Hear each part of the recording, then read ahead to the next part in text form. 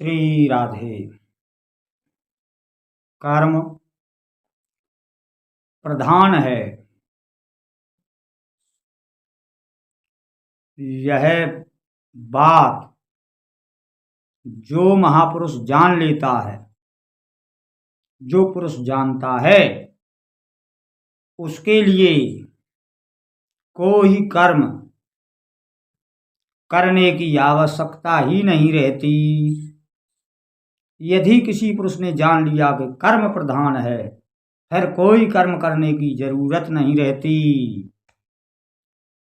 आइए इस प्रसंग को समझते, बड़ी सावधानी से समझना और पूरा सुनना।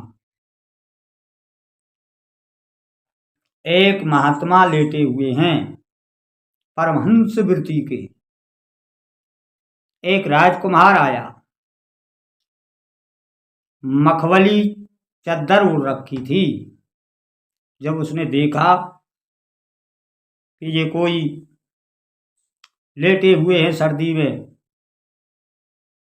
इन्हें सर्दी की पीड़ा हो रही है, तो अपनी चद्दर को लेकर उड़ा दिया।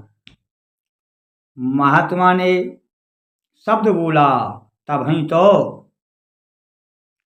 और वह राजकुमार घोड़ी पर सवार होकर चला गया। फिर एक चोर आया, उसने वह चद्दर खींच ली।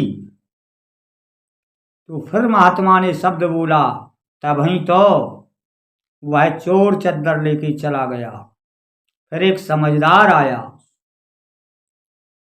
बोला, भगवान मैं भ्रमित हो गया, उड़ाने वाले के लिए भी वही शब्द, खींचने वाले के लिए भी वही शब्द।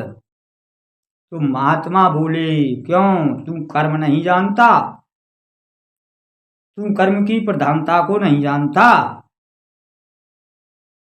बोला, कैसे भगवान? तो कहा कि तभी तो उसने कर्म किया, एक दीन व्यक्ति के शरीर पर अपनी चद्दर डाल दी, तो तभी तो वो अपने कर्म से राजा है। तो घोड़ी पर सवार हो चला गया, और यह चोर आया, इसने दीन के ऊपर पड़ी यह चद्दर खींच ली। तभी तो यह चोर है, भटक रहा है, चोरी करता फिर रहा है। इसने भी कर्म किया, उसने भी कर्म किया। मुझे न इसके बारे में सोचना पड़ा, न उसके बारे में सोचना पड़ा। न तो उसके बारे में सोचना पड़ा कि इसका भला हो, न इसके बारे में सोचना पड़ा कि इसका बुरा हो।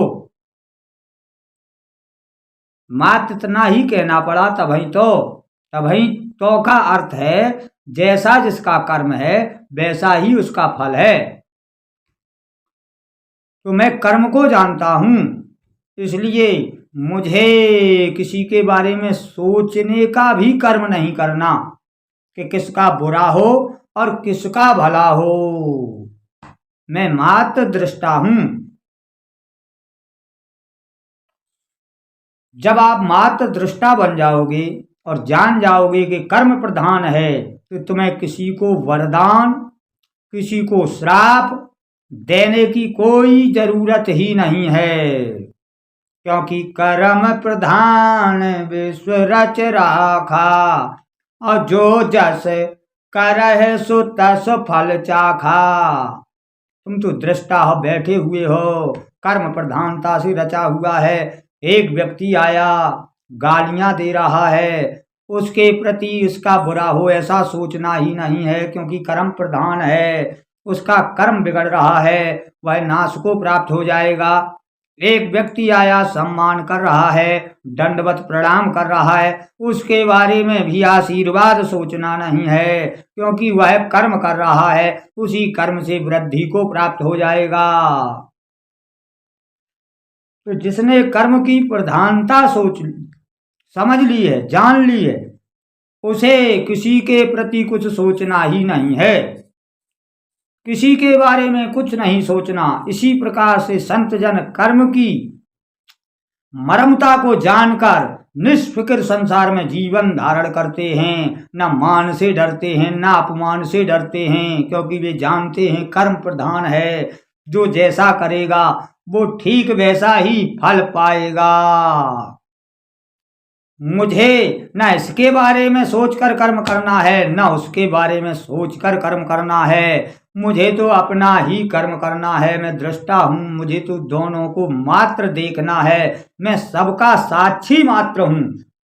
इसने गाली दी मुझे, मैं इसका साक्षी हूँ। इसने आदर किया मेरा, मैं इसका साक्षी हूँ। साक्षी के अतिरिक्त मैं और कुछ नहीं हूँ। ना बुरा करने वाला ना भला करने वाला, और उसका भी कोई बुरा भला करने वाला नहीं है। वो स्वयं ही अपना बुरा भला करने वाला है, क्योंकि उसने जैसा कर्म किया वैसा ही पाएगा। ये कर्म की बड़ी गूढ़ गति है। जो कर्म को जान लेता है उसे फिर कुछ नहीं करना पड़ता। पर भगवान ने गीता में कहा है, हे पार्थ, मेरे लिए कोई कर्म नहीं है, पर फिर भी मैं कर्म ही करता हूं।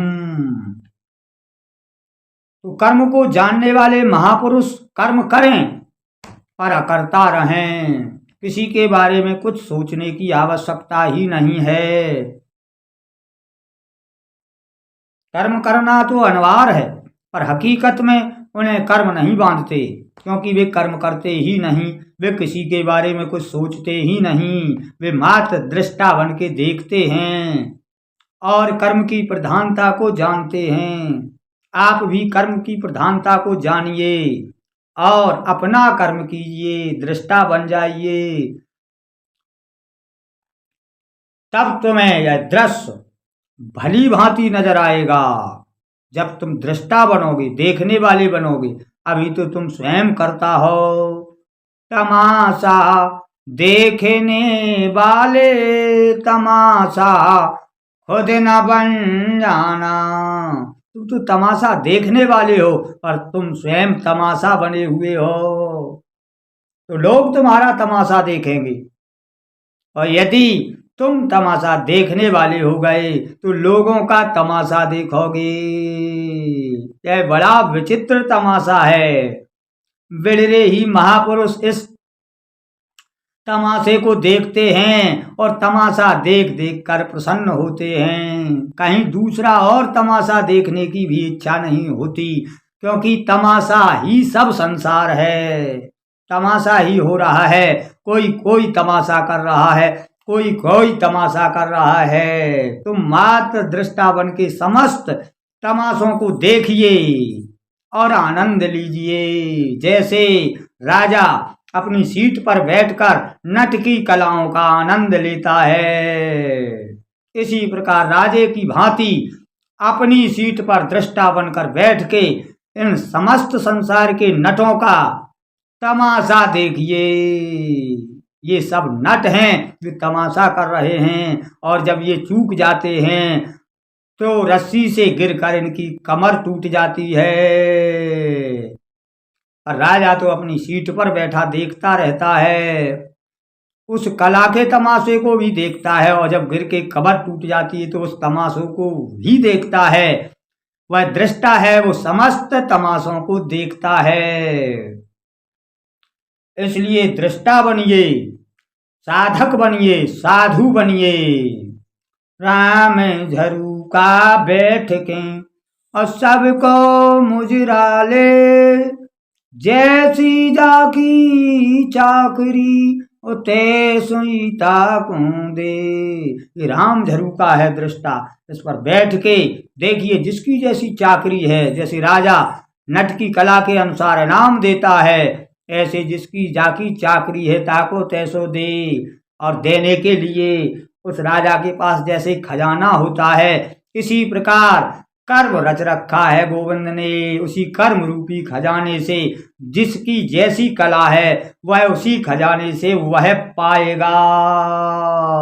जैसे राजा के खजाने से इनाम पाई जाती है, ऐसे कर्म रूपी खजाने से हर कलाकार अपनी इनाम को पाएगा। तुम्हें कुछ नहीं करना, तुम मात्र दृष्टा बनिए, साधक बनिए, साधु बनिए, सहन करिए। यही कर्म की गति है। बोलिए गोविंद भगवान की जय। जय जय श्री राधे श्यामा श्याम।